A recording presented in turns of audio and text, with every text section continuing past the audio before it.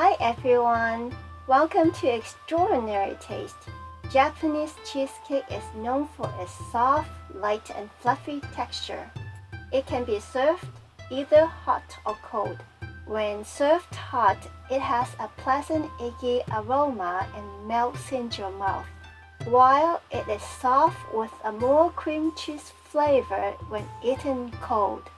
Getting ready to make this delicious cheesecake at home? Let's get started. First, prepare the baking pan.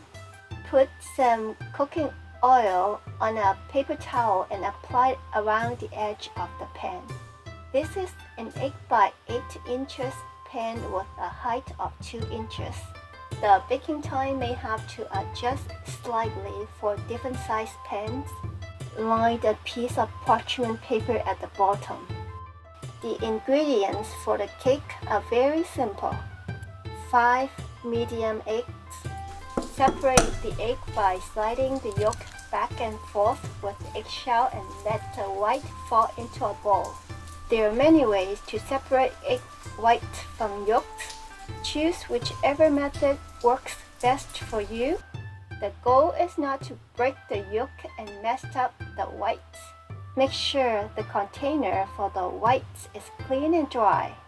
Any yolk or grease in the whites will not whip up as thick and fluffy. If you are new to this, separate them one at a time in a small bowl so that any accidentally broken yolk will not ruin the entire batch. 1 box of 8 ounces cream cheese. 1/4 cup of unsalted butter. Place a bowl on top of a pot of simmering water.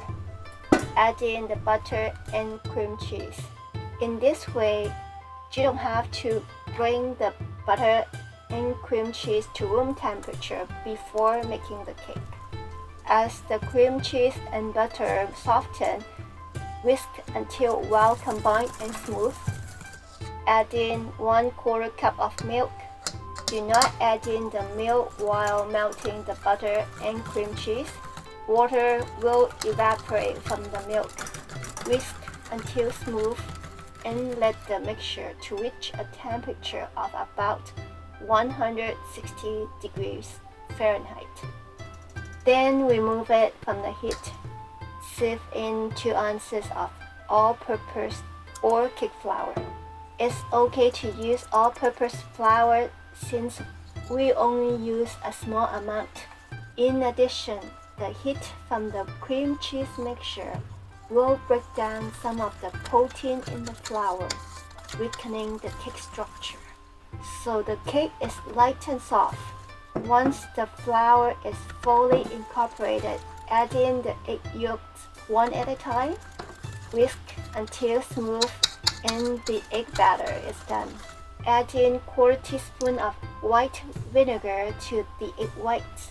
A small amount of acidic ingredients such as vinegar or crema tata acts as a stabilizing agent to achieve a better foam when beating the egg whites. Use high speed in the early stage.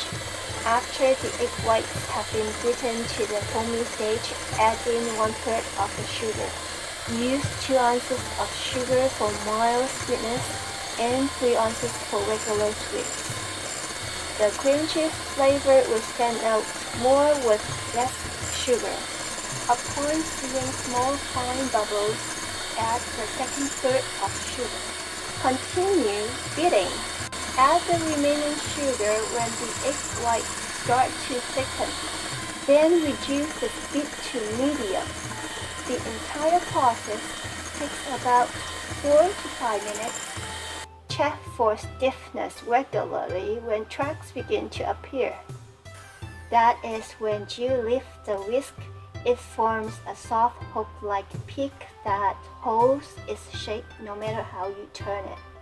Add 1/3 to the yolk mixture immediately as the egg whites may lose stability and deflate. Gently fold them together. Do the same for the second third.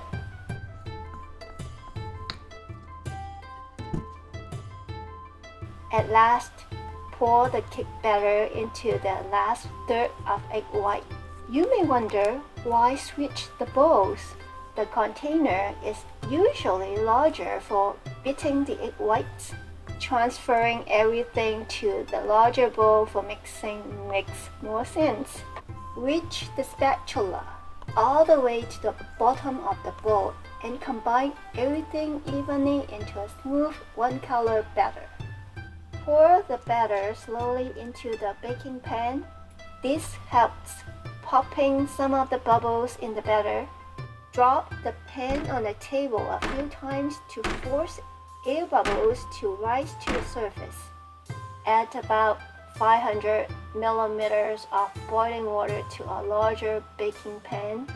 The water bath adds moisture to the oven, keeping the cake from drying out and cracking. I have a standard American gas range oven. The heat source is mainly from the bottom, so sit the cake in the hot water bath and put it on the lower rack. For a 2-inch tall cake, bake at 250 degrees Fahrenheit for an hour and a half.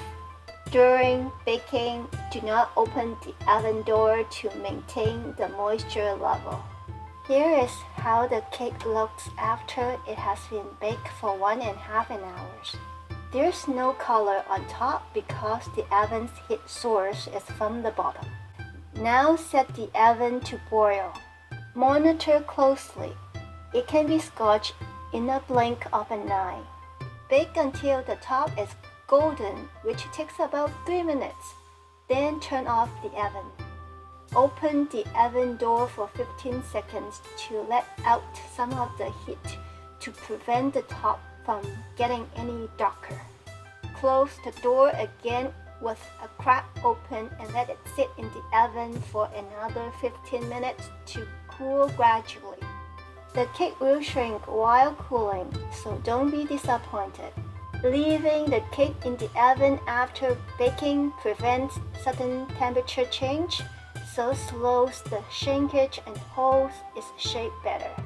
If the cake cracks, the heat may be too high or there's not enough moisture in the oven.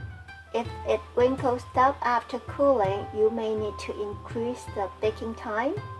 Cake with a dense layer at the bottom, try beating the egg whites a little longer. Take note of these things and make adjustments the next time.